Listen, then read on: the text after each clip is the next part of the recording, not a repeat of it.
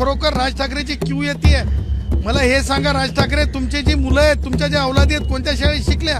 उद्धव, मला असं वाटतंय की जेमतेम म्हणजे एखादा कार्टुनिस्ट असलेले तुम्ही जेमतेम कलाकार आहात। तुम्ही भाषेचे ज्ञानी नाही आहेत, तुम्ही लिफ्ट करून पुढारी झालेले आहात। भाषेची राजकारणाची चूल राज ठाकरेंसाठी ठीक आहे, कारण त्यांचं ते भांडवल आहे। मुंबईत पुन्हा एकदा प्रांतवादाचा विषय उभा राहिलेला आहे, कारण की संघाच्या वतीनं भय्यूजी जोशी यांनी एक वक्तव्य केलेलं आहे घाटकोपर आणि मुंबईची भाषा या संदर्भात। नेमकं काय वक्तव्य आहे आणि त्याचा अर्थ काय होतो हे सांगण्यासाठी स्वतः आपल्यासोबत डॉक्टर गुणरत्न सदावर्ते आहे। कायदेशीर विषयाचे तुम्ही खूप गहिरे अभ्यासक आहात। भय्यूजी जोशी यांचं हे जे स्टेटमेंट आलंय, एक पुन्हा एकदा प्रांतवादाचा मुद्दा मुंबईत उपस्थित होतोय, तुमचं काय मत आहे याच्यावर? कायदेशीर मत काय सांगा?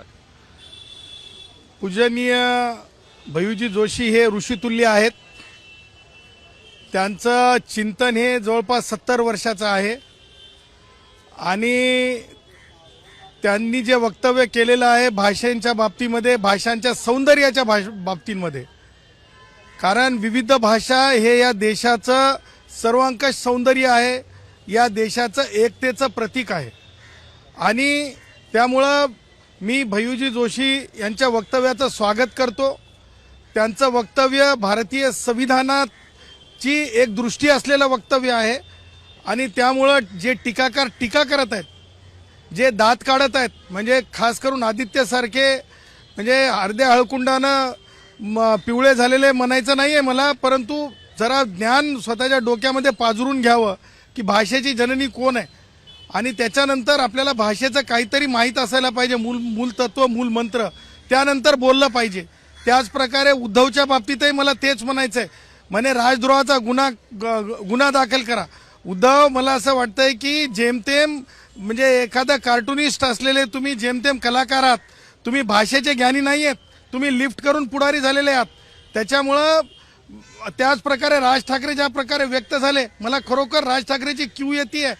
मला हे सांगा, राज ठाकरे तुमची जी मुलं आहेत, तुमच्या ज्या औलादी आहेत, कोणत्या शाळेत शिकल्या? स्वतःचे लेकरं कॉन्व्हेंट, स्वतःचे लेकरं IBDP मध्ये शिकवणारी माणसं दुसऱ्याला सांगतात ही भाषा शिका, ती भाषा शिका।